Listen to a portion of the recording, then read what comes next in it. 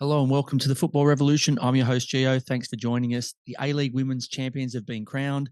6 teams gone, but 6 still remain in the quest for the men's Holy Grail, and plenty more to talk about. And alongside me to get the job done is my co-host, VIG. G'day, mate. Good evening. Right alongside you. I was going to say, it's been a while since we're Been a in the while. We're same rubbing studio. shoulders. Yeah, I was going to say COVID's really stuffed things up for us in regards to being a dynamic duo side by side. Usually it's from across the other side of the country, but yeah, it's nice to have you alongside me, and I know you got me back.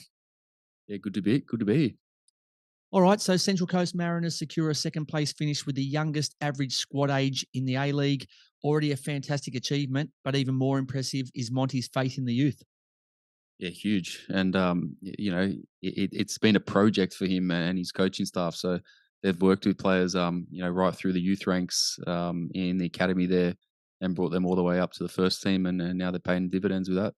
Yeah, look, it's been very enjoyable watching them this year, and they're one of the teams that are more easy on the eye, and so full credit to Monty, Sergio, and everybody at the Mariners. And look, we'll see if they can go even one better and win the championship in the coming weeks. But they wait now for a semi-final clash against obviously the winner of one of the elimination finals. Moving on to Mile Sajovski extends his time at MacArthur Bulls, signing on until the end of the 24-25 season. Good call, bad call, or no, say nothing on it? It's an interesting call because his audition at the back end of this season wasn't great. So it's surprising, but maybe they see something there. Maybe he needs a fresh start. He needs to start with preseason. Bring his own players in and start building something there, because they need to change something at MacArthur. They need to do something. They need to get back on the horse, so to speak, and they need to mix things up a bit and pretty much just start from scratch again, I think. Yeah, look, I like Mille, but I think they jumped the gun. He's got a whole season next year to prove. Halfway through the season, you could have said, yes, okay, we're heading in the right direction, or no, we're not. But to lock him in based on what we've seen so far this year, okay, he's got, he's been sort of stuck with the cattle that was brought in by his predecessors. But even losing Uli, late in the season, I haven't seen anything that's excited me. So look, I hope he proved me wrong, and I hope he turns things around for the MacArthur fans and for the club. But at this point in time, I reckon they went a little bit early. Sydney FC was absolutely brilliant in breaking their 3-year hoodoo, but unfortunately a black cloud hovers above, as the decision to sell the rights to Sydney meant Western United had to travel to Sydney instead of hosting the grand final in Melbourne. We'll never know if that would have changed the result, but the Sky Blues were a joy to watch and totally deserved the double. Yeah, look, you can only play what's in front of you as a footballer, and Sydney were just brilliant. They just absolutely dominated Western United. Would there have been a different result if it was played in Melbourne? Potentially, who knows? But on the day, it's whoever shows up on the day, and Sydney showed up, and unfortunately, Western United didn't. If anyone could find Danny Townsend, they could ask him, because pretty much since that's happened, he's gone underground. No one can find him. Look, it was a decision that was made by them. And I think, look, if anything, I don't know if you saw today, there's been the announcement of a new CEO for the AFL. Gil McLaughlin will be handing over to him. I think his name's Matt Dillon or something along those lines. I'll be handing over to him during this transition. The way they did it today is the way you should be able to deliver news and be able to treat your fans properly. So if there's a lesson in today for the A-League, just do things right. Whether people like the news, don't like the news, at least tell them to their face, tell them honestly. In that way, they might not like the news, but they'll respect you the way that you delivered it. Super talented Melbourne City defender Jordan Boss looks set for a move to Europe with Belgian outfit KVC Westerlo. And in the process will probably break the transfer record for an Australian exiting the A-League. Other good news for him is that he has a Dutch passport through his father, so hopefully it helps the deal happen. Yeah, look, there's been interest, from multiple clubs, from what I hear, and I think, if correct me if I'm wrong, but Westerlo may be part of that the City group. So I don't know if he's staying within the City group. I don't know if it'll be. It's interesting one, but look, he's definitely ready to go overseas and play in Europe. I think he had a stellar breakout year here, and he performed really well. He got himself into the Socceroos. Made his debut there for the national team, so I think he's ready for that next step overseas. He's got all the attributes, physical attributes to go overseas and succeed. But it's tough overseas too. There's tactical parts of the game that he can still improve on, and his defending as well. He's a great attacker. He's great with the ball at his feet. But there's other parts of his game. He's still young. There's other parts of his game that he still needs to improve and build on. And as long as he's going to a place where he's playing regularly, playing consistently, playing in a decent league over there as well. So he just needs to be doing all that. He's still young, still learning. But he definitely has a bright future ahead of him if he keeps his head on his shoulders. Yeah, look, no doubt about it. It's a hard slog in Europe. It's quality leagues, and it's very difficult. But based on the performance that he put in again against good Wanderers on the weekend, and the attributes, as you said, that he has, it's only a matter of time before he breaks out of the city, so to speak, and gets himself a shot at somewhere in Europe. And look, he's as good as any Aussies that have gone overseas in the previous years of being a success. As we said, he's similar in balance in the way that Gareth Bale plays, and that's a big call. But he does. We see similarities there. He's big, strong, fast. He strikes a good ball. So, hopefully he gets a good deal and can kick on, and that gives us another quality player for the Socceroos in the future. Perfect player update. The fans voted for a hybrid of both our players, but neither of us won outright, which we can maybe talk about in more detail in the coming weeks when there's less football to chat about. Player escape room, Wellington Phoenix midfielder Clayton Lewis preparing to face Adelaide in Friday's elimination final joins us for a chat. We wrap up the A-League Women's Grand Final, revolutionised roundup of the last round of men's action. And is there anything I didn't see? BIG. I was just scrolling through Instagram before, and up popped Ruud van Nistelrooy doing a little dance in the dressing room with his PSV players. Is he a better dancer or better player? He was a bit stiff, I think. Okay. A bit of he had the good dancers in the football realm. He had the Peter Crouch robot sort of, action. But yeah, PSV beat Ajax in the Dutch Cup, so on penalties. So he was getting down and groovy in the change room with the lads. Nice to see, isn't it? Goes to show, mate. It brings out the best or the worst dancing in anybody, but it's still a good way. Still, you got to celebrate, don't you? 100%. So the A-League Women's Wrap. So Sydney shows that experience of being in finals counts even on the losing side as they crush Western United 4-0 with a double to Madison Haley, Captain Tobin helping herself to a goal, and Princess Abini adding a fourth from the spot. So amazing season for debutantes Western United, and even with the Golden Boot winner Hannah Keane leading the forward line, they just seemed to run out of gas, did they? Just not enough. Just amazing season. But as I said to you last week, I liked Western United a few weeks ago, but I said if the one team they don't want to play is Sydney with all the experience they have, and unfortunately Sydney got through, and I think that signed the death warrant for the Western United's fairy tale ending. But look, they'll learn from this and probably bounce back bigger and better next season. Yeah, look, they haven't been there before. They probably played their grand final 2 weeks ago against Sydney in that semi-final, which sent them through to the grand final. So I think Sydney probably went away from that and had a good hard look at themselves, come back and beat Victory, make it to the grand final. And then I think just the experience of the players that they have in that squad that have been in and around the finals and in grand finals, in recent years. And they break their, 3-4 year hoodoo. Yeah, I think it was 3. I think it was 2019. I think it was against. I think it's Perth Glory in 2019. I think Ante Juric has had three Premier's plates, but he's had 6 grand final appearances, and they've only won one up until then. Not a good strike rate, but no, it's not a great strike rate. But to be honest, making 6 finals is ridiculous, right? Like his stats are off the charts. So congratulations to him.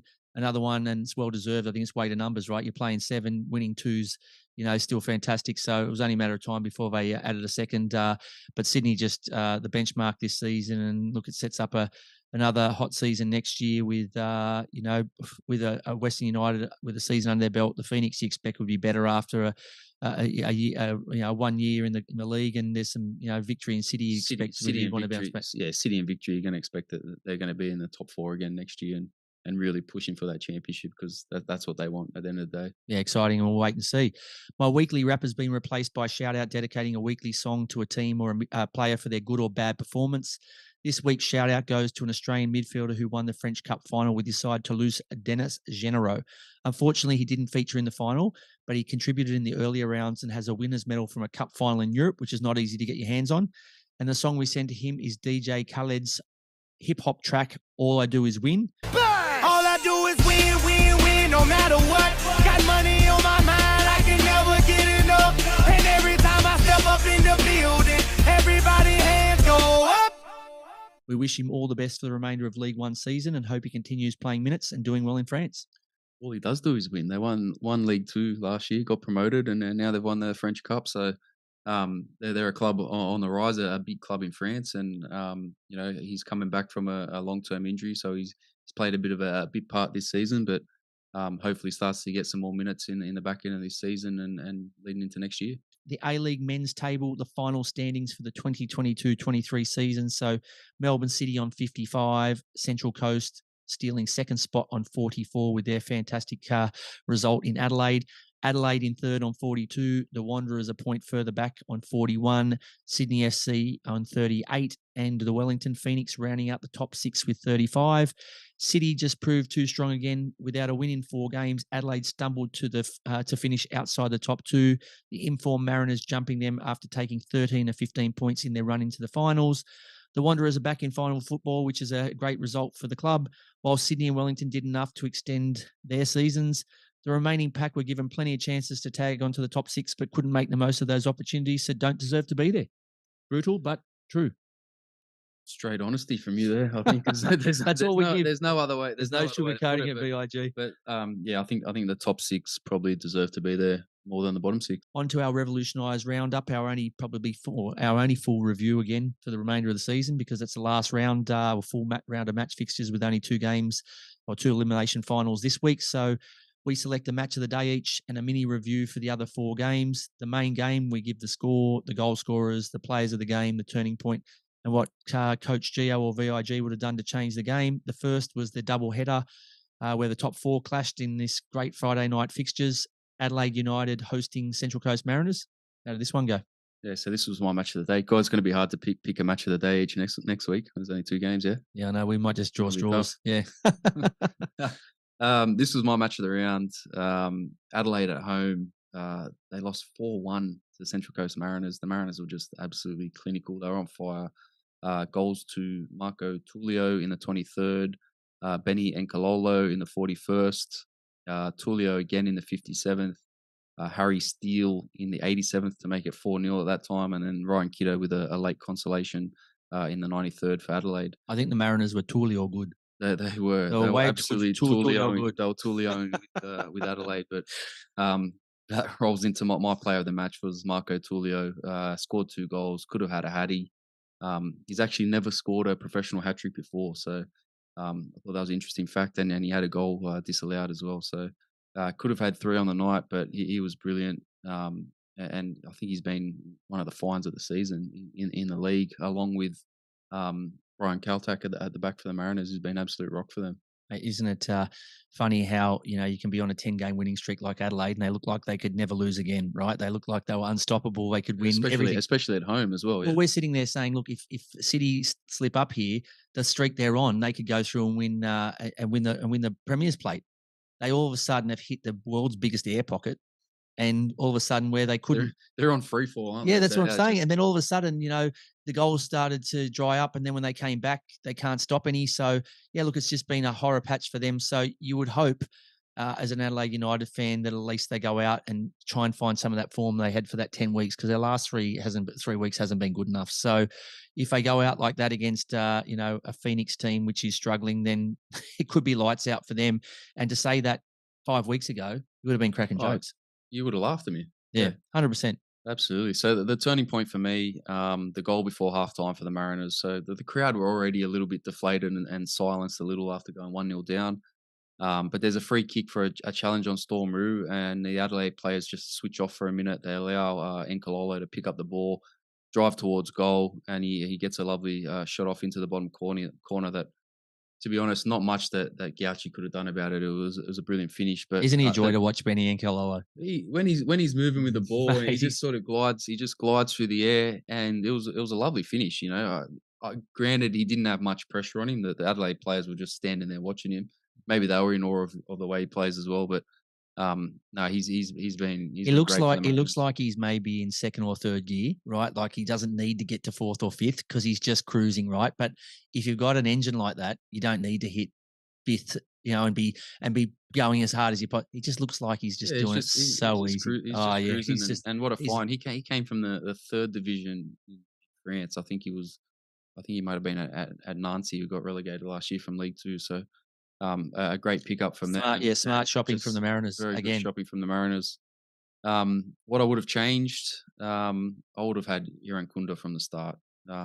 You got to go out there and you got to. But what are we waiting for? Like, is he only allowed a certain amount of minutes because of his age? Like, are they only allowed 12? Like, he's had enough opportunities now where he's gone out and keeps scoring off the bench, right? Surely, if nothing else, you reward the kid for his performances off the bench, isn't that? I know you're going to say, look, you can't be disrespectful to other older players, and that he's if you're in the first team, wouldn't matter your age, his form this season warrants a start. Yeah, absolutely. And I know he had a few attitude issues at the start of the season where he was in the squad and then out of the squad. But yeah, and I know Jovanovic, the young kid up front, 17-year-old, is a great footballer as well. But Irankunda's just got that. He's got that X factor. He's got that spark. He puts fear into the defenders, and he can create something out of nothing. And I think Andy Harper dropped a bit of a bombshell in the broadcast saying that he's on the way to sign for Bayern Munich, who are a top 5 club in the world, along with Real Madrid, Barca, United, and Liverpool. So amazing news. But this kid still hasn't started a game in the A-League. Yeah, but amazing news. Not great for Adelaide fans, but you got to wish him the best if he's going to an opportunity like that. But I also hope that he announced double news is that Harper's leaving and going somewhere else, maybe the Guitar League or something. That'd be fantastic. Yeah, do not tell Andy Harper any of your secrets because 100%. He will tell everyone. But yeah, look, phenomenal match from the Mariners. That they were great and thoroughly deserved the 4-1 win. As good as Irakunda is, right? He's only value to you when you put him on and you're 1-0 down, or not when you're 4-1 down. Yeah, it's no use to you then. Exactly. You go out with your rocket launcher and it's just too late. Exactly. Like it's already game over. So all right, job well done from Monty's men, the Mariners. The second of the Friday games was first versus, I think at the time it was at first versus third or first versus fourth, whatever it was at the time. But Melbourne City hosting Western Sydney Wanderers. The final score was 3-2. This is my match of the round. So it was 3-2 to Melbourne City, the premiers. The goal scorers were Borello, surprise, in the 41st. Tilio equalising in the 49th. Milanovic restoring Wanderers' lead in the 74th. J-Mac equalising in the 75th, and then Tilio strikes again in the 93rd. Probably player of the match for me, probably in his farewell season in the A-League, was Marco Tilio, who was untouchable. 2 goals and also won the penalty that City unfortunately couldn't convert, but he was just everywhere. Every time he had the ball, he was dangerous. It looked like he had it on a string. So I think the Wanderers, they probably wouldn't say this to you if you asked them, but they were panicking every time he touched the ball. And I think Rudin was probably wishing that he touched the ball less, because if he had, they'd probably get something out of the game. So absolute 5-star performance from Marco Tilio, and goes alongside the Mariners' performance of Tulio. So it's like tomato, Tilio, Tulio. I'm going to start calling myself Telio. But Rudan played young Aiden Simmons at right back, and to be honest, Tilio just tore him to shreds. He had a good game last week. Was a big difference playing one of the best prospects in the country. And he's been good. He's been great at right back. Don't get me wrong, but you're playing against, like you said, one of the best wingers in the league, who's electric and direct as hell, and just a handful for all defenders. So I think maybe that was a mistake from Marco Rudan. Yeah, look, for me, the turning point was Wanderers just ran out of gas, leading 2-1 with 17 to go. City scored 2, had a penalty saved, and numerous other good chances. So I think, unfortunately, when your fuel light's on, right, it's just too late. You got to pull into the nearest servo, and they just had nothing left. And I don't know if that's just because City are just so damn good, and they went 2-1 up, and they drove past the servo, right? They just kept driving, and then a minute later they cop a goal, and it's back to 2-2. So yeah, it's just frustrating, isn't it? You've given so much for that part of the game, and it's not like you copped a late equal. They just came at them, and they had chance after chance after chance, and it was like, is this the same team? Is this the same game? The petrol light went on, and they thought, no, we'll run the risk. There's only a couple of Ks to go, and they got caught out. Yeah, look, yes, I suppose what I would have done to change, and I think you've touched on the first part, which is around the fact that you've put a young, inexperienced, with a lot of potential defender, Simmons, on Yeah, but What he's an attacker. Naturally, he's an Yeah, he attacker, so is. he's still got a lot to learn in that He position. he does, but also you've got him giving him the job of tagging Tilio, who when he's hot, right? And if he's not, he's not. But he was. This is a night where he was absolutely on fire. So he took him to school, and Rudin used his subs, and he tried to win the game, but City were just too fit and powerful in the last 20 minutes, and they've just got such a depth on their bench, and it's just really, really hard to beat them. And you need to be at your best for 90 plus minutes, right? So very rarely do they have an off day. So you just have to be better than them. And it doesn't happen often, but when it does, you earn your win, and they just couldn't. It was a good performance from Wanderers. They'll get confidence from that playing against City in Melbourne, heading into a final series. But yeah, unfortunately for them, they just weren't good enough on the day. So that's how it finished, 3-2 to the Premiers. So moving on to the first of the Saturday games, and I think this was all 4 Saturday games. There was nothing on the Sunday. It was 4-0 on the Saturday. So the first of those games was the Macarthur Bulls at home to Wellington Phoenix. The Bulls' chances had passed, but the Phoenix still had plenty to play for. The final score was 1-0 to the Kiwis. Not a vintage performance from the Phoenix, and also riding their luck as the Bulls thumped the crossbar in stoppage time, but the win was all that mattered in securing their spot in the finals. Yeah, look, Macarthur have been disappointing. Wellington get an important win going into the final series, and that'll give them a little bit of confidence. But yeah, the Bulls sort of they just drifted off into non-existence in this second half of the season, pretty much. Very disappointing from them. And yeah, like I said, for Wellington, good to get that win. Give them a bit of a confidence boost going into this weekend's game against Adelaide. Yeah, look, if we said that the Wanderers had their fuel light on, these guys have got no petrol card, right? So there's even if there's a petrol station, they're not standing on the side of the highway, trying to hitchhike. Yeah. 100%. So the second of the Saturday games was Sydney FC versus Newcastle Jets. I think the Jets were already done and dusted, but Sydney need a bit of a confidence boost heading into the final series. What happened here? Jets were already in their jet, getting away. But no, just a clinical performance from Sydney FC. Pretty much what we come to expect of them, or what we have expected of them over recent years. That they were, Newcastle didn't put up much of a fight, but Sydney were just clinical in front of goal. Lafondra opening the scoring, and then good to see Patrick Wood come on and grab a goal as well in the second half. So, they're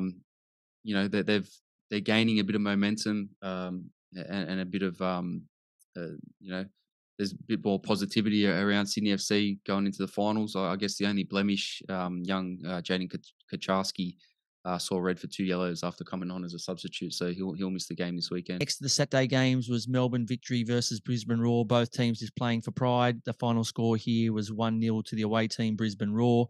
It wasn't the prettiest of counterattacks, but it was an important one. Jordan Courtney Perkins finishing off the move that gave the Roar the win and helped them to leapfrog the victory. A nice way to end the season for Brisbane, but another one that got away for Melbourne.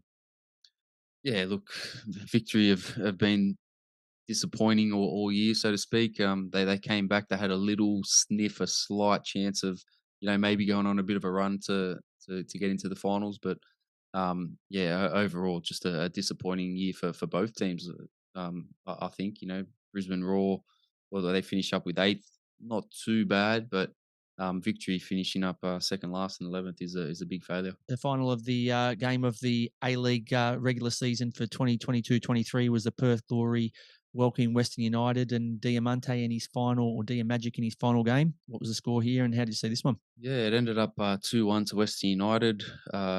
Goals to Ben Garuccio and Bodic for United, and Keegan Jelisic for Perth Glory. So Perth how much are Western United liking you? Because you told us a long time ago now that you said that the champions from last year will not make the 6 this year. There's no hope in hell they'll make it. You were spot on the money. Yeah, I don't know if no hope in hell was the words. Yeah, you were very confident. You were very confident. I was very confident. I just thought with the recruitment they did, and just the vibe around the club, like they still don't have a home ground. The fan base isn't that strong. I just thought they would struggle. And obviously Diamante was out for a majority of the season as well. And but in saying that, I don't know. I just had a feeling that they weren't gonna make the 6. And because I knew it was going to be a tough ask for them to go back into the finals and potentially go back to back. I just couldn't see it happening with the squad they had. One last rally behind to send off their hero. Alessandro Diamante with a win in his final game before retirement, and also Topper Stanley as well. So I just love him. I love Diamante. We're going to lose so much. Not having him in the league. I love The his master and the servant, the amazing Diamante and the fantastic servant. Oh yeah, Topper Stanley. absolutely brilliant. Like he's been in the league for how many years now? Always played at a consistent level, always given his all. But yeah, Diamante, what a guy! Just his positive energy, his smile, his enthusiasm for the game. What is he? I think he's 39 at the moment. So what a guy, and he will be missed, and so will Topper Stanley. Look, both getting out, I think, at the right time. So it's important to know when your time's up and go out on as high a high note as you can. And I think they both chosen wisely. That's the end of our revolutionised roundup. Up after the break, we welcome to the player escape room a Kiwi international ready for finals football. Wellington Phoenix's Clayton Lewis joins us for a chat. Catch you after the break. You're listening to the Football Revolution. Joining us now in the player escape room is a man who is as important part of his club as he is his country. Please welcome to the show, Wellington Phoenix Kiwi international midfielder Clayton Lewis. G'day, mate. Welcome to the show. Thank you very much. Thanks for having me. Mate, it's great to have you here. And firstly, it's great to see you back on the pitch after rupturing your patella against the Mariners in January. You missed 7 games and only just returned against Adelaide, and you've put a few together. But I think for the Phoenix, it's huge to have their key man in the centre of the park back on the pitch. Yeah, it was a tough moment to get injured at that point. I think we had a good run of results. I think we went 4 on the bounce. Got injured and then kind of took a little blip for a while, and then had a good result against Western while I was out, and then now I've come back. Can't seem to win, so I'm not sure it's a big thing having me back at the moment, but no, I'm happy to be back. Mate, if I had a choice of having no Lewis in my midfield or having Lewis, it's a no-brainer. It's 100 out of 100 Lewis in my midfield. But, mate, you guys were doing really well for my fantasy team at one point, and now I think I'm steering clear of you. But at one said I Craig Evans, Zawada, and the boys all give me max points, and it's dried up a bit. But the team earlier in the season, mate, as we said, we're pushing for a top 2 finish, but without a win in 5 games and a few poor results in the period before that, it's pushed you down the table. The team just needs at least a point against the Bulls this weekend to secure a final spot. How's the vibe in the squad? Is it still positive? I know there's been obviously talk about players leaving as well as the coach leaving, and that's all, nothing that we can control. But is there still a good vibe in the squad?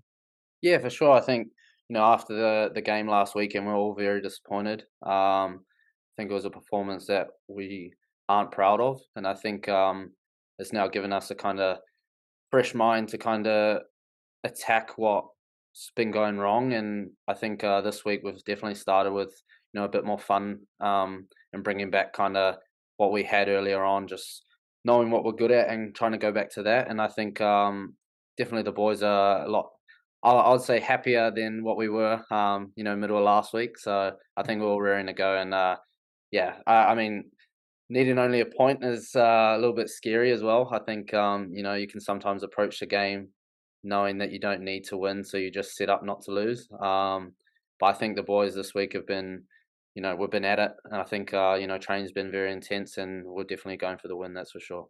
Look, nothing but a win would be the ideal prep for you guys. But in saying that too, Perth and that still have to get the job done. So there's a lot to be done, but hopefully you guys can get the point or points you need to secure your final spot. But mate, this week on Saturday evening, you secure your final spot. The team hasn't been in the best form, but has plenty of quality all across the park. Should the other teams be scared of the Phoenix, who have nothing to lose, coming to the playoffs?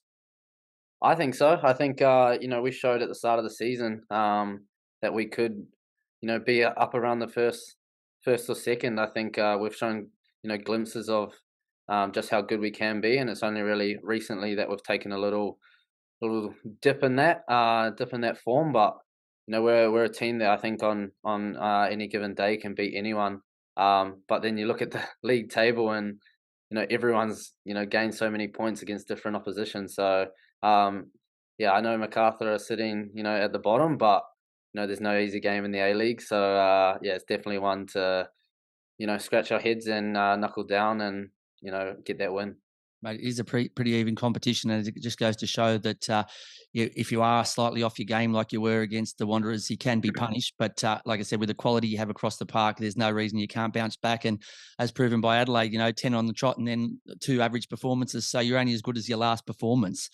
one of the things I put it down to, and like I said, I'm not here analysing the Phoenix squad, and I'm sure and the rest of the lads there do that, but it wasn't great timing having Oscar have a child. I know it's great for him and his family, but all of a sudden he was unstoppable and you guys were winning games, and all of a sudden he takes a couple of daddy daycare days, and now all of a sudden the team started to hit a dip. So hopefully now that his son's been born, we can get back to business as usual. Yeah, I'm not sure if his little man's taking a few dumps a bit too much, and they might smell a bit. But no, he's a top quality striker. I think he's proven that he can score goals.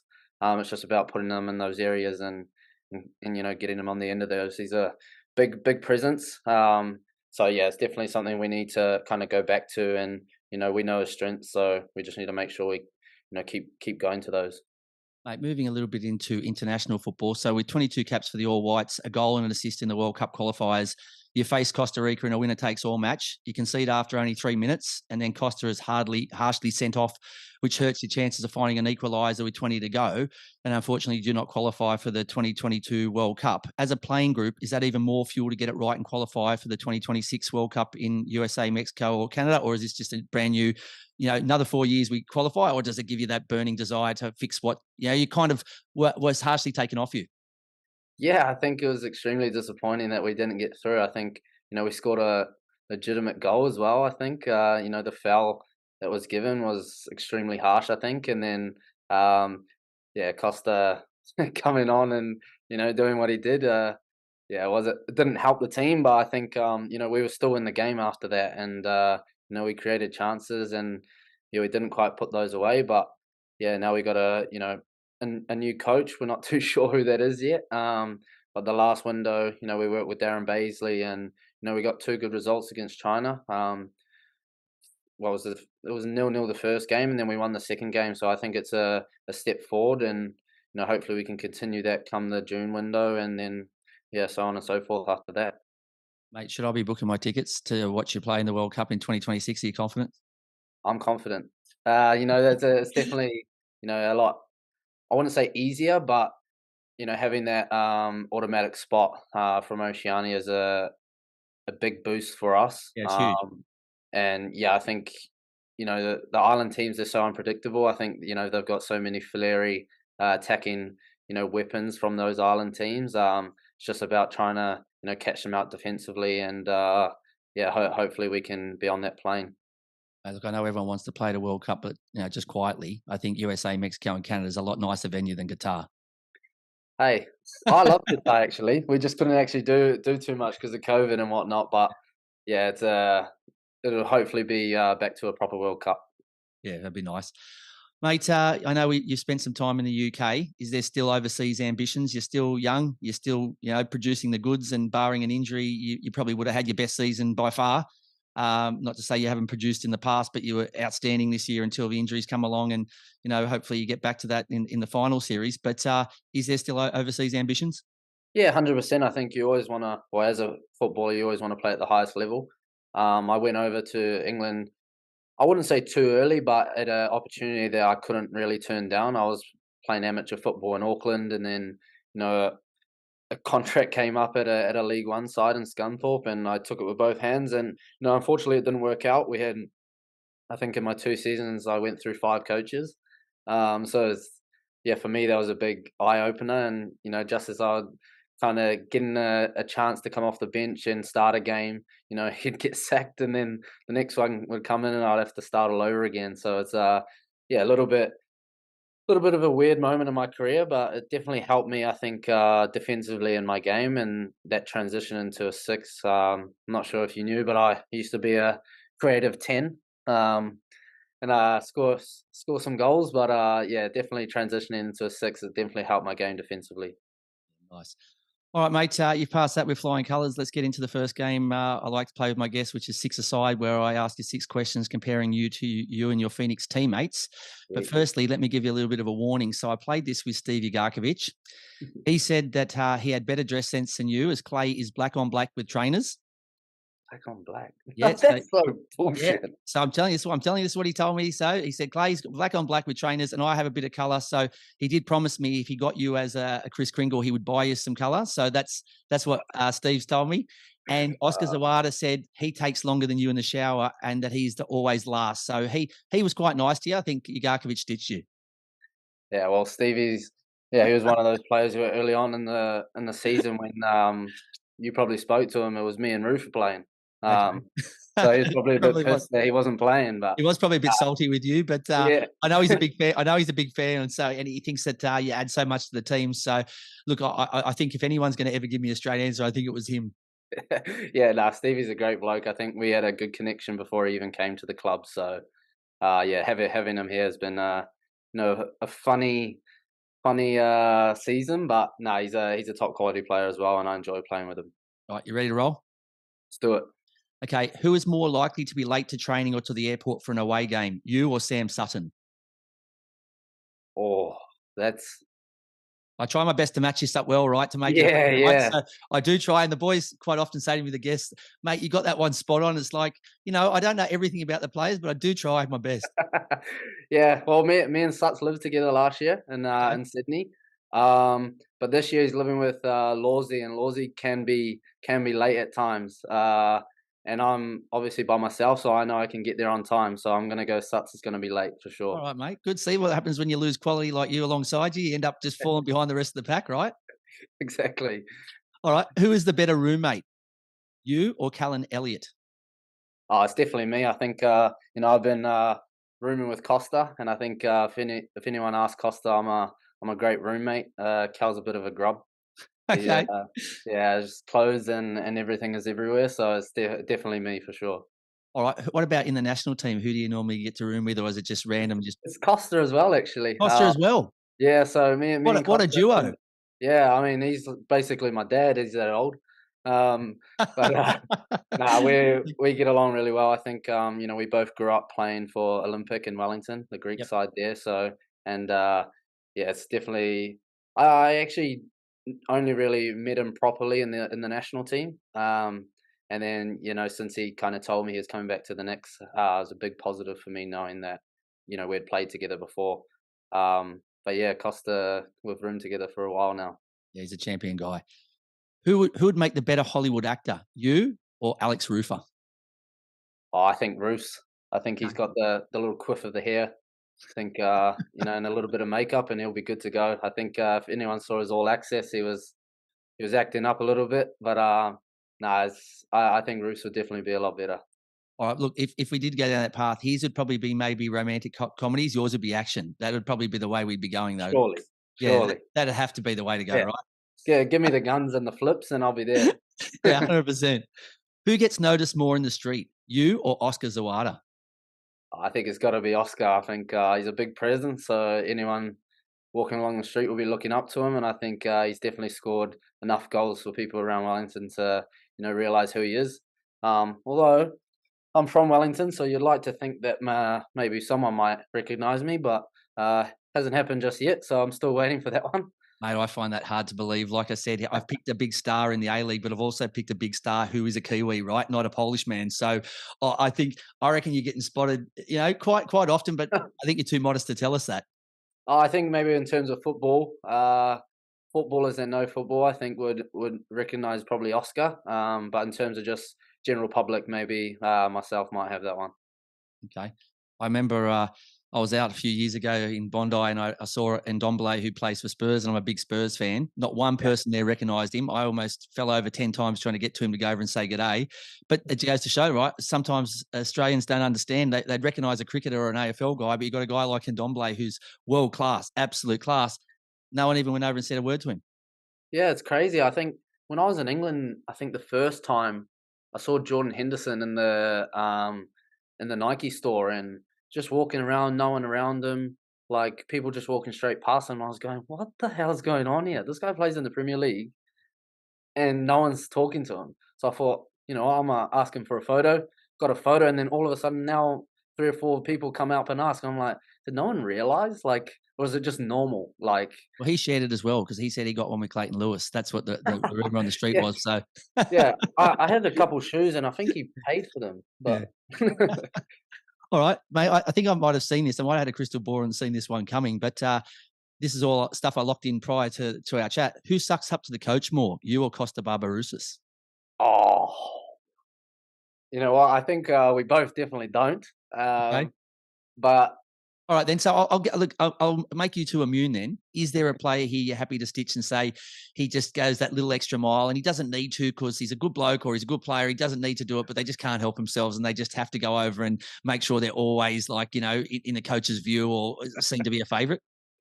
uh, I'm gonna go Ben Old. Okay, as he I think does. every time he does something good, he might do the little like look over to the coach just to see if he's seen. Um, and then when he does see it, he's expecting like a well done oldie or anything like that. But yeah, I'll go Ben Old for that. All right. And the last one, who is more likely to pick up the bill if you go out for a team dinner or lunch and someone has to pick up the bill, you or Jan Suss? I think me. Young can't even speak English. But can't he just? But you don't need to just swipe your gold Amex, right? You just have to just roll it across the Yeah, counter. Isn't yeah, that how I'd it like works? to think him being a foreigner for our club, he'll be on a decent wedge and we'll get it. But he probably doesn't even know what bill means. So Okay. yeah. But I'd say probably me. But in terms of the whole squad, I reckon the skipper. I think Alex Rufer would step up for sure. Oh, he does. Is he a big gentleman like that? The skipper will happily go and pay the bill. Yeah, I think that's why he's captain, isn't it? Yeah, probably. Yeah. All right, Yeah. mate. I'll throw in an extra one here just to give you a chance to be able to throw someone under the bus. Yeah.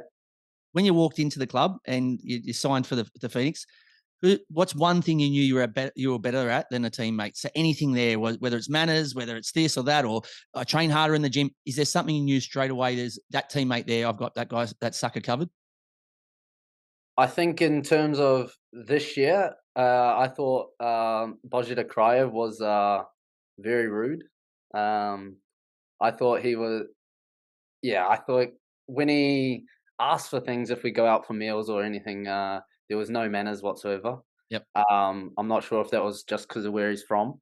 Yep. So after one or two times, I had to say something, and he had no idea that like it was like people didn't care or anything like that. And since then, he's been top guy. And I think in terms of my first season, I think just the way Josh Laws was in the gym, he had a squat rack, but was just like sitting in the squat, like not even getting up, just like holding it there. Yeah. And I was like, what is this guy doing? Like he had proper gym shoes on, like with the straps and all sorts. I was like, nah. That's for TikTok. That's not for training. Yeah. That's for TikTok. I was like, this guy, I'm not sure about this guy. It took a while to come around, but he's a sound guy now, Lawsy. I was going to say you fixed him as well, but it's quite funny, right? Because I think it may have something to do with that European side of things with Krajev. But there's this funny place in Sydney called Karen's. I don't know if you've heard of it. It's a restaurant. I have heard yeah, of where it. they abuse the hell out of you, right? They tell you off and they say "Oh, you're ugly and this and that, and they don't. And so we could have sent him there, couldn't we? Krajev would love it. That'd be his heaven. Yeah, he would have gone off at them too. That's what I'm saying. They'll think he's in character. They're going to think, how good is this customer? Not realizing. And the thing is, you don't care if your Karen's what your reviews are because they're going to say, oh, yeah, customer service was rubbish. But that's the plan. Exactly. Maybe that's what BK can do after football. Well, Yeah. I'll make sure there's one in Bulgaria and get him there. Yeah, that'd be amazing. All right, mate. Let's get into the second game I like to play, which is called 1-2, where I'll give you a few topics and you just tell me your thoughts on it. Sweet. What song best describes you? Could be an anthem. It could be something that motivates you. It could be any of those. Just something that if people go, yeah, straight away, if I ask your closest friends or your girlfriend and family and that, they'd say, oh, yeah, that's 100% Clayton Lewis song. I think in terms of if you said to me, what karaoke song would you sing? Yep. I'd go, I Want It That Way. Okay. Backstreet Boys. I think that's my go-to. Although in England, for my initiation, I did the haka. Okay, quality. So, awesome. Yeah, there was something a bit different, but something the boys wanted to kind of experience. So I'd say in terms of song, probably I Want It That Way. Okay. Not in terms of the lyrics. Yeah, but it seems at the moment, mate, you're having it your way, mate. You've got 22 caps. You're flying in the A-League, so I think it is your way at the moment. But there you go. I did have singing and karaoke on the list as well, so we'll skip to that one quickly. Are you a good singer? So haka, you'd be great. But I'm talking, I Want It That Way. Backstreet Boys saying we're going on tour. Oh, God, we need someone in New Zealand. Yeah, Clayton Lewis can join. Or they're going to say, we'll call you. Don't call us. I think, I like to say maybe if 100% was like pitch perfect, I'd like to say I was about 60%. Okay. Yeah, I think I'm a bit above average. I've definitely heard worse, and especially in the team. Who's the worst? I think BK would probably be up there. Oh, you know, he's up there. Yeah, Okay. I know. Me and Suts living together last year. He'd get the guitar out and would bust out a few tunes. Oh, is he good on the guitar? The old Yeah, he's string? good on the Yeah. guitar. He's a bit Yep. shy on the guitar, but get him a few drinks and he's right there, strumming a few songs. So no, it's I think me and Suts would be up there. Yeah, beautiful. Your cooking skills, considering you live Oh, by yourself, I'm hoping they're half decent, but chances are no. yeah, yeah, nah. Like I like to say I'm good, but nah, they'd be lying. I think definitely when my missus is here, she's definitely one that's in the kitchen more. Although it's definitely not what she wants. She's been at work all day. She doesn't want to come home to then cook for me. So it's definitely something I'm getting better at, and I think hopefully next season she'll forgive me for all those times. Well, the And problem get is, to, right, mate, because you are an athlete and you have to fuel yourself properly. It's not like you go to an office job, you can eat whatever you want, roll down the street and be unfit. You've got to be at your peak, right? So yeah, is it lack of skills or just lack of interest that you don't cook? I think it's just I think lack of interest. I think just timing as well. Like something easy is so much better. Yeah. Like knowing you only have to, I don't know, 5-10 minutes rather than a 25-30 minute very healthy dinner. I'd much rather go for the easy option. Mate, I hate to tell you this, but I think you've put a target on your back because last year we did a cook off with Sydney FC and the Wanderers, and we had Reece Williams and Luke Bratton cooking with Master Chef Manu Fidel. Oh, If good. we ever get another one off the ground, I'd be so tempted to bring you in, mate. I just think it'd be amazing viewing, watching you in there. I just think it'd be absolute showstopper. I might delete your number, eh? That's all right. Yeah, no problems. Well, look, what about if I just find someone worse? If I can tell you someone you're matching you up with who's worse, then that might be an option. If you could bring Ben Wayne back from the UK, yeah, I'll go up against him. Yeah, okay, yeah, that'd be quality against anyway. Look, who knows? Like I said, I know he's going well over there, but he may get homesick. He's still a young lad, so there's still opportunity for that to happen. Yeah, for sure. And I think I think there was an option where he could have gone the year before, and I think a lot of the boys chatted to him and kind of told him they thought he could do with one more year. And then kind of he had a good year last year, and I think he had every right to take that move. And he got a little injury recently, so he's kind of been in and out of the squad. But I think he'll definitely get the chance he needs. I think they're in a top quality position at the moment where they could get automatic promotion, Yeah. and then however it goes, but he could get loaned out to say the same league he's in at the moment and play 46 games next year, and just skyrocket from there. So hopefully for his sake he does that, and hopefully his wage goes up as well when they go up. He deserves all the success he gets. Yeah, Mate, Ulfak Talay, few words about him. Thoughts? yeah. For me, he was a big kind of contributor to me playing how I played the last couple of seasons. I think when I was in England, I came back to amateur football at Auckland City and hoping that I would sign for the Phoenix a year later when COVID happened, and it kind of all worked out, and he gave me that chance, and I think I've just grown since he's brought me in, and I think it's a big credit and big thank you to him, and whatever he decides to do now, I wish him all the best, and hopefully it's on to bigger and better things. Yeah, look, it's big shoes to fill, but I'm sure Giancarlo will have a fair crack at it. But celebrity crush, It's always been Mila Kunis. okay, still Yeah, is, always will be. yeah, I think so. I think even Margot Robbie's up there a bit. I get that a few times, and most Yeah, of the time I ask him what movies do you like her in, and I can't get him to tell me one movie, so I kind of get the gist of that, right, yeah, that's pretty much it. You just know the person. That's it. mate? Is there extending onto that? Is there a Kiwi player or a footballer that you've kind of looked up to, or that's inspired you to get to where you are today? Growing up, it was actually Costa. Okay, Um, I think, he's that old. yeah, he's that old. Yeah, Because he obviously played at Olympic, like I said earlier, and kind of his career just kind of went from there. And when I started playing for Olympic, that's the same route I kind of wanted to go on. And we've ended up now, being quite close friends, so that's pretty cool. But in terms of national team and whatnot, I think I've always looked up to um, Leo Burdos as well. I think Yep. he was the delivery and what he had in his career was top quality. Yeah, nice. Are you talented at any other sports? Oh, I like to say basketball. Are you good? I used to play until I was about 13, 14, and then I stopped growing. So I thought that's probably not the best sport for me. But I love basketball. I've got a 3v3 basketball court at our training ground at the moment. So I'm there shooting a couple hoops every day with a couple of the boys. So Who, it's who, who likes to get on the boards with you? Stevie actually. Okay. He's no good after today's performance, but yeah, yeah. Who else comes along? Lawsy comes along, but horrible technique. Couple years That's from ago. lack of gym work, right? That's what happens to Oh, Lawsy. yeah, just squatting. You don't you don't need your glutes for that. Um, but I think 2 years ago we played a lot in Wollongong as well, and James McGarry was down there with me all the time as well. Okay, nice. Something you've always wanted to do but never tried. Guitar. Okay. I think seeing Suts on it a lot last year. Wanted me to kind of start. I started briefly this year, and then my fingers got sore, so I kind of stopped for a while, and it's kind of just gone downhill since then.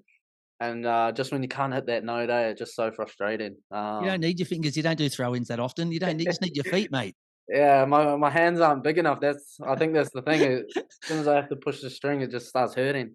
But I think also golf. I think a lot of the boys play golf. But there's too many just frustrating moments. I went with my brothers the other day, and I hit a nice one straight onto the green. I was buzzing, and then about three putted. So then that sense of satisfaction of that I'm good just quickly went out the window. Well, my I suppose the best way to describe a pro golfer, and based on my own experiences, is the fact that pro golfers can putt and drive at the same time on the same day in the same course. I Yeah. only do one or the other, and that's why I shoot 150, right? So Yeah. a pro golfer to me is someone that can do both at the same time, and I can't do that. Yeah. Oh, 100%. Yeah, I think straight off the drive, I was like, "Oh, I'm so good," and then yeah, that quickly changed, and my brothers are Did laughing. you beat So your brothers at least?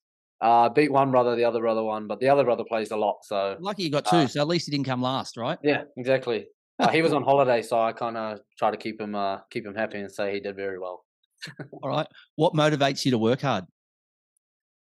I think the people around me. I think just seeing my girlfriend have aspirations of her career. I think she's working extremely hard in the media and wanting to go to bigger and better things. I think she's working on the Women's World Cup. So that's probably the pinnacle of what she can do. So she's already got that. So it's definitely given me some extra motivation to keep pushing in my career and find a place where we can both do our thing together. And yeah, it's pretty exciting. Nice answer. But mate, I know you're a busy man. I know you've got an important game against Macarthur this week, and you probably need a little bit of rest and recovery with your training every single day. But mate, I wish you all the best. I thank you very much for coming on the show and giving a few of your teammates a serve. If they reach out to me, I'll tell them I don't know what they're talking about. But hopefully, mate, like I said, we lock in the finals on Saturday night, and you guys can let loose in the final series and try and go as far as you can. And I wish you all the best with all the other things you're working on. But mate, thanks again once again for coming on the show, and I'll check in with you maybe a little bit later in the year. Perfect, mate. Thank you very much for having me. You're listening to the Football Revolution. Welcome back to the show. A lot of fun chatting with Clayton, a charismatic lad, and we wish him all the best in Friday's elimination final. Now it's the final part of our show, clinical finish. Up first, our world famous WTF, what the foot. Man City striker Erling Haaland in his first season with the club and only 22 years old, 50 goals this season, 34 in the PL, 12 in the Champions League, 3 in the FA Cup, and just throw in a little bonus one in the EFL Cup. Phenomenal. And how can you be that much better than your dad? Like usually you get guys who are world class like that. Their father was his father was a good player, but this guy is a one in a billion. He's a superhuman freak, not from this planet. He's an alien. I don't know. It's Thor. He's made in a lab somewhere. Honestly, because How he's many will he end up absolute with this season? freak. He's currently got 50. He got 50. He could hit 60 easy, I reckon. Yeah. Okay. He could hit 60. So He's at the moment, ridiculous. this is already like another planet. But what number takes him just to a level where the Alan Shearers and all these guys are just like also rans around him? If he got to 65 or 70, no one's If he gets over 60, I Yeah. reckon that is just ridiculous. You know, okay. I can't even, I don't know what to say. He's Yeah. that I good. can better than He's- my dad. He's that good at he's just that good at finishing, right? Yeah. He doesn't do anything else. Yeah. You know, you don't want him back on halfway picking up the ball trying to dribble players. You just want him as soon as those players get the ball, gets in the box. And to be honest, he's getting some of the best service ever. Yeah, he in is. world But I'll tell football. you what, not many players in the world make as good a runs as he does. The way Oh, that he no. runs across the line and then makes his diagonal runs or straightens up, he allows himself to use his speed because there's guys in the league who are fast. They just don't know how to make a run. There's only one striker in the Premier League that I've seen make runs like that before, and that's Fernando Torres. Yeah. In his prime for his first couple seasons for Liverpool, he was that much quicker than the defenders. His runs were so much smarter than anyone I've ever seen, any striker I've seen in the Premier League. But Haaland's just absolutely next level. If he gets to 60, will you do a solo on the show of Haaland? Yeah, I know you. Yeah, absolutely. I'm there. If he gets to 60, I'll do whatever. What makes it worse for me is the fact that being a Dortmund fan is that we lost him. But if we can still win the title without him, that'd be happy days. It'd be happy days. It'd be absolutely fantastic. But it also helps that Lewandowski left as well, which means that it made Bayern a lot weaker than they usually are. So, all right, moving on to games to watch this week. All eyes will be on elimination finals. Friday, Adelaide welcomes the Phoenix in a winner-takes-all clash. And Saturday, it's the Sydney Derby when the Wanderers go to war against Sydney FC with a place in the semi-finals on the line. Yeah, look, two huge games. Adelaide at home. Let's hope a good crowd turns out there. And it's a bit of a fizzer, though, isn't it? Though I know we're cheering on our mate Clayton that we've had on the show this week, but let's be honest, they're two teams that are in terrible form. There's probably teams outside the six that would have been more enjoyable to watch than us. They are honestly. But look, they're there now. They need to make the most of this opportunity. Tell us though, who does the winner of this game play? That's a very good question. I think if they play the Mariners, the Mariners are going, this is absolutely the Mariners will play Adelaide again any day, and they'll take Wellington any day. But this is the first time that Sydney Derby's been in the finals, I believe. It is the first time. Yeah. First time ever a Sydney Derby in the finals. So this should really hopefully this is an advertisement for the game, right? We have a cracking game, a cracking crowd, and people watch and say this is what the A-League can be, and we start building on this from next season, right? We can stop talking about it. We just have to start doing it. Yeah, look, we need these next, this final series to really ignite a flame in Australian football and ignite a flame in the fans and really get them excited about next season. Because I think, this season's been a little disappointing from an external perspective. The football's been great, I think. Yeah, but stop the sabotage, right? Internal sabotage is one of the biggest problems we have. Yeah, 100%. So people looking in are going like, what is this? How good would our show be if every single week one of us unplugged the other one's microphone or, stuff the headset up and that would be horrible. But as a team, you work together. And these guys don't understand that. Like they go out there and they just do things that are totally non-beneficial for others in the game or for other clubs or for other people or for fans. So it's just like, wake up, mate. Look, you got to put the fans first, and I think the APL and the league they must learn from this season. And let's get through this final series. Hopefully, there's a bit of hype. There's some great football, maybe some fairy tale endings. Who knows? And then let's start with a clean slate for next season and start building again. Give us a name: Adelaide or Phoenix? Adelaide. I'm going to go Phoenix. Sydney FC or Wanderers? I am going to go Sydney FC. Yeah, I'm going to go with the Wanderers. All right, we'll split it. We'll split it. We'll see you next week. We'll see how we go. We'll see how we go. And then they go to face the informed Mariners and City in a 2-leg semi-final, which will be interesting. And we'll see what happens because you can't just think about 90 minutes. You have to think at 180 minutes, right? Plus. And so you have to plan yourself over 2 legs, which this is a bigger challenge for the players and for the coaching staff, right? To make sure you're ready for 2, because if you turn up for one and not the other, You get your pants pulled down. Cactus. Yeah, it is 100%. You're fucked. We're fucked. Yeah, you're fucked or fix it, you're fucked. All right, so our TFR fantasy update. This is the final round, so we don't create this competition, we just play it. So unfortunately, they've pulled the pin now. I don't know if it's just because there's only 6 teams left, but once the regular season finishes, they are also done. But my round score was 98. My final score, 2,164. Everybody knows that's not enough to beat you after I led the whole way and then ran out of gas. So talking on that topic, it wasn't good enough. What did you end up with this round? You must have made 11 subs and just copied my team, because I ended up with 98 as well. Yeah, what are the chances? Taking my total to 2,203. No, Good, 2,230. yeah, too good, mate. Way too good for me. Like I said, you can lead. You're only as good as the last 100 meters, and my 100 wasn't good enough. You just ran over top me, and I think other than this week, you've had 6 or 7, sub hundreds. And just way too good, and I just wasn't good enough. But I made no changes. I reinstated Captain Zawada, who got me 28. Aldred got me 16, and Thomas 13. Cold was the usually reliable Williams and Neuenhoff. My mistake, leaving Reyes on the bench, who got me 10, and Miller, who got me 7 on the Pines. So my mistake. Who did the damage for you? I know it was probably just you in general, not just your team, but you've killed me the last 10 weeks. I've stayed loyal for the last 10, 12 weeks, I think. So I don't think I've made any subs. So my boys, Ryan Grant at the back and Lawrence Thomas, both picked up 13. Henry Hall, who's been a big find for me, with 14, and then Lolly up top with 14, and McLaren 12 doing the damage. And maybe next year I'll make it harder for you. We just say no subs, right? Because you haven't used any anyway, so we just make it no subs. Yeah, see how we go, and there'll be weeks where you have 1 or 2 players, but at least we'll be in the same boat. If you missed any part of the show or want to listen to other episodes, where can they catch it? Yeah, they can catch us on all good podcast platforms, Apple Podcasts, Google Podcasts, Spotify, also up on Football Nation Radio across their platforms, and up on our YouTube channel as well. Mate, exciting news. We've got some more cracking guests coming up. I can't give too much away, but we're probably going to have to go back to back, right? We're going to have to be Sydney FC women's, or even, some of these other classic teams. We're going to have probably 2 player escape rooms.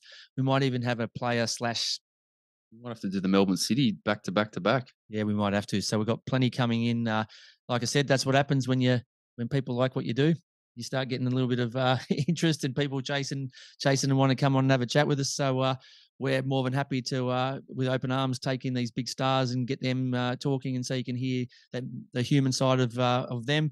2 exciting elimination finals this week. Let the best team win.